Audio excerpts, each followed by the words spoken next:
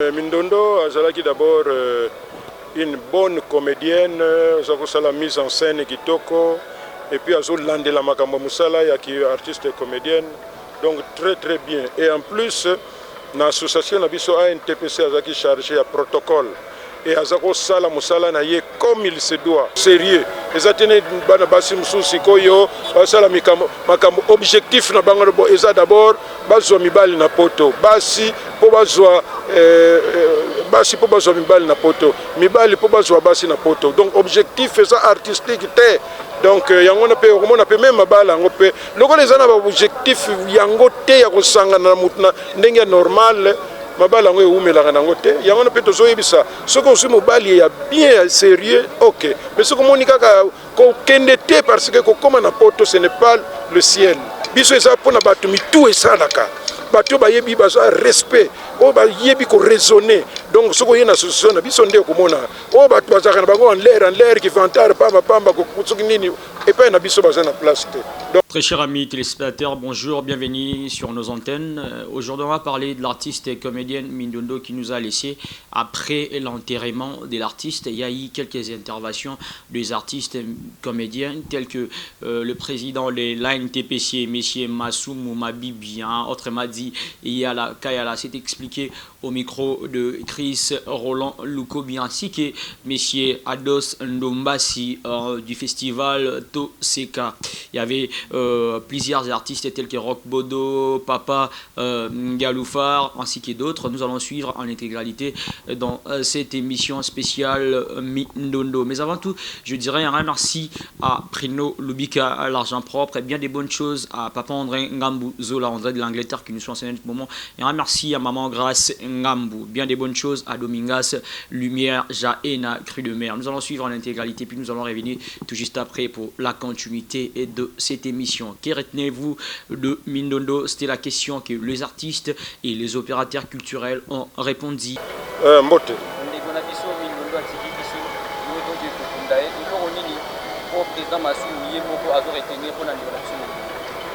Non, mais Mindondo azalaki d'abord une bonne comédienne, la mise en scène kitoko, et puis la makambo musala qui est artiste et comédienne, donc très bien. Et en plus, l'association Nabiso ANTPC azaki chargé à protocole et azako sala musala na ye comme il se doit, donc ça vide monene tozui na kati association Nabiso et mikolo tozako sala ba tourner na ba troupe na ba répétition totala ba troupe ndenge zo fonctionner tozo sala pe na ye na délégation wana, et chaque fois zo pe ça peut toli na bana basi na ndenge il faut bazala motema pio po musala nyonso esengaka d'abord patience avant oya kozomba nunango, donc eza vraiment trou munene pona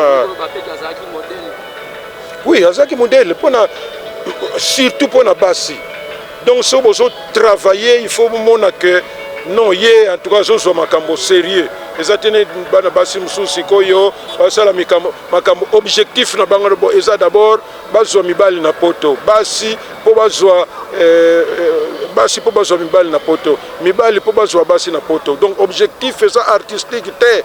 Donc yango na pe komona pe même mabala yango pe loko les ana ba objectif yango te ya kosanga na mutuna ndenge normal mabala ngo eumelaka nango te yango na pe tozoyebisa soko osi mobali ya bien sérieux, ok, mais soko moni kaka ko kende te parce que kokoma na poto ce n'est pas le ciel. Awa tomesana kolia ata pondo na biso e calme ba famille ba kutungisa yo mingi te, mais soko ba yoki kaka komi na poto ba kanisa ke olokotaka mbongo kuna, donc olingi kaka il faut kaka ba kolinga kaka osalisa bango alors que ba moyen na yo eza limité, donc toza wana yango tosala association na biso pas tosalaka biloko moko loyenge soki ki muziki non, biso eza pona bato mitu esalaka bato bayebi baza respect o bayebi ko raisonner, donc soko yena association na biso nde komona o bato bazaka na bango en l'air qui vantare pamba ko soki nini et pas na biso baza na place te, donc lisanga, c'est pourquoi l'unité rend fort et fait vaincre. Merci président.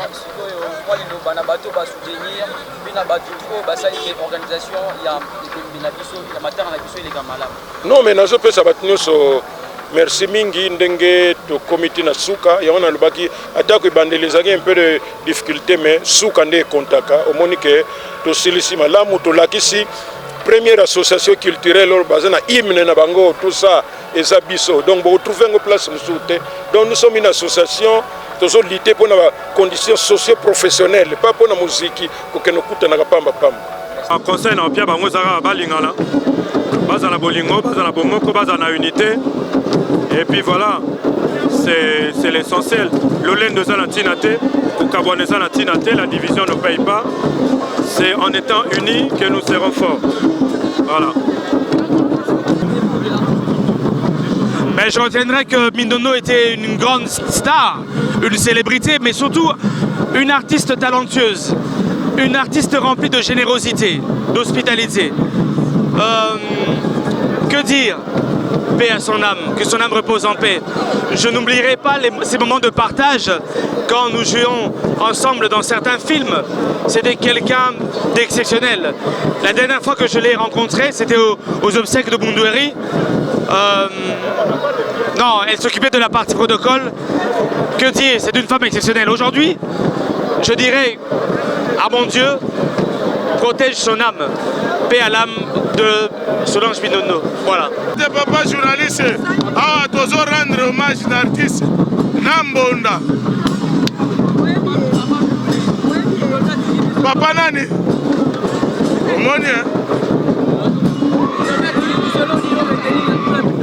na retenir Kazaki artiste ya munene pe ya makasi. La preuve yango yoki na mabina zalaki kobina bale yango ezosukisa na percussion. Tozosukisa na percussion po yeba ke en dehors ya théâtre makino ezali mbonde ezali. Adieu l'artiste, bravo l'artiste. Bravo l'artiste.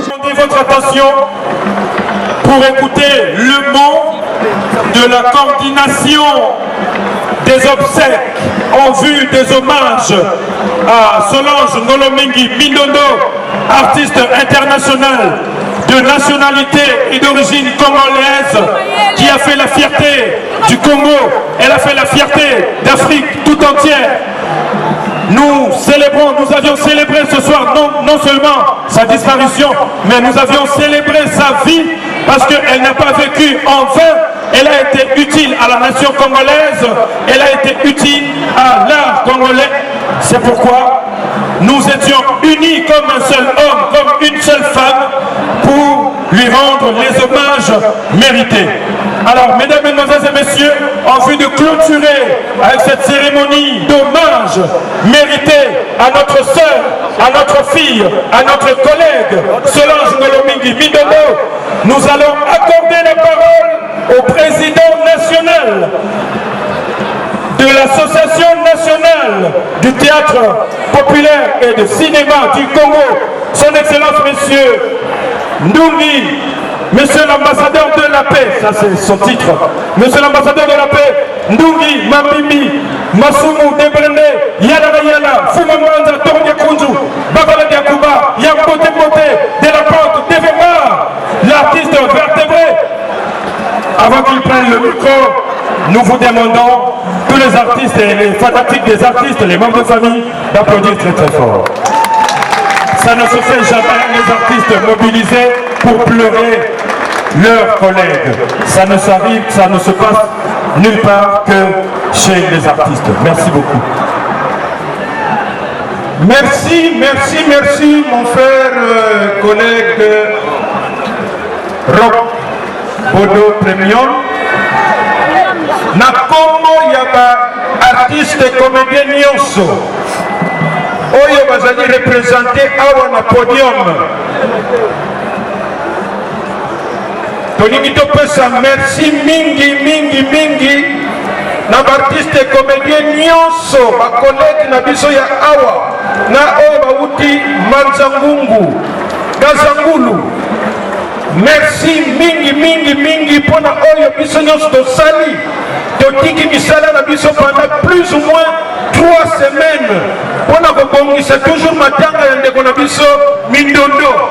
Tolingaki mpe tolakisa ke baartiste et comédien tozali organisé yango wana toza koyebisa bino ke ndeko na biso Mindondo oyo atiki biso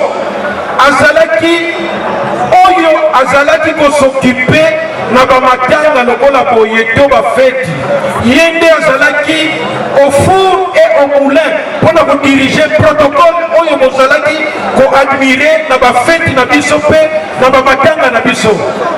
Malheureusement Nzambe a décidé autrement yango wana bien que ça ne soit pas mingi mais le bon les volonté ya Nzambe tondimi yango mais boyeba que vide oyo Mindondo atiki na monde na biso mutu remplacer yango azali te.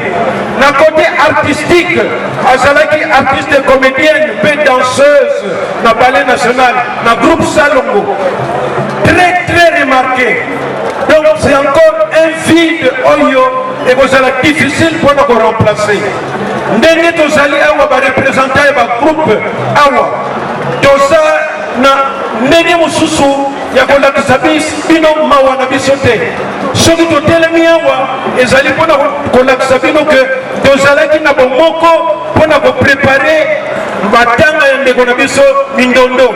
Tokanisi ke mpona lelo yo tokopesa bino merci mingi na ndenge boye kokabola mawa na biso. Merci mingi na famille ya Mindondo ndenge tozalaki kobongisa yango pour que tokoma na ngonga oyo parce que ndenge balobaka mieux vaut la fin que le début. Depuis ezalaki pasi mais tala suka nango ndenge tozosilisa soki ezala kutu feti tolinga toloba en beauté mais enfin tozosilisa yango malamu. Presse nakanisi bokosala mosala na bino malamu songisongi ezala te po efutaka nango te. Bozala na esprit ya kokende liboso na positif mais soki botie yango na kota songisongi eza nango kutu na ntina te kaka bato ya songisongi nde bakolinga kolandaka bino mais bato oyo mitu esalaka ta bakotala bolongola wana te wana eza ya bana mike bolongola wana oyo nde là on réfléchit. Donc tozala nde na ligne wana po toconstruire mboka na biso na ndenge ya malamu. Alors, toujours remercier par Oyo Basalisaki Biso. Ezala, la première dame actuelle, Maman Denise, Maman Oyo Yakala Nene Tolobaka na France. Pour nous, nous avons Moya Lingala, Oyo Tolobaka honoré na Lingala, ce qui Tolobaka Nini, mais Tolobaka Yakala. Première dame Yakala, Maman Chatir, Maman honorable Adet Wamo, Maman Biomba Oyo Alatisi, ministre Yaspor Oyo Apesa Kibiso Sika Oyo, Maman Papa Lisanga Bonganga. Merci mingi. Alors, et puis, honorable Koko Nyangi, voilà, Bakomongo Ezo, Salani de Bunga. Alors, Ezo Bunga, merci peu pour Nangaï Moko. Comment est-ce que pour Nangaï Moko? Honorable Christelle Bonga également. Heureusement que vous avez commoté. Alors, tous aussi, les sana, hymne Nabiso, Oyo, et Samisaka Biso, Oyo Pesaka Biso, Ngouya, Dosala Nabomoko, DJ, Bisonyoso, allons-y, hymne, il y a RTPC, tous les artistes debout.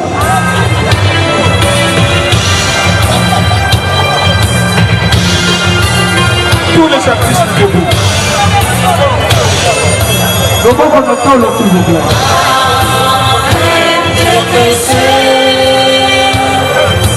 Monde des artistes, comédiens.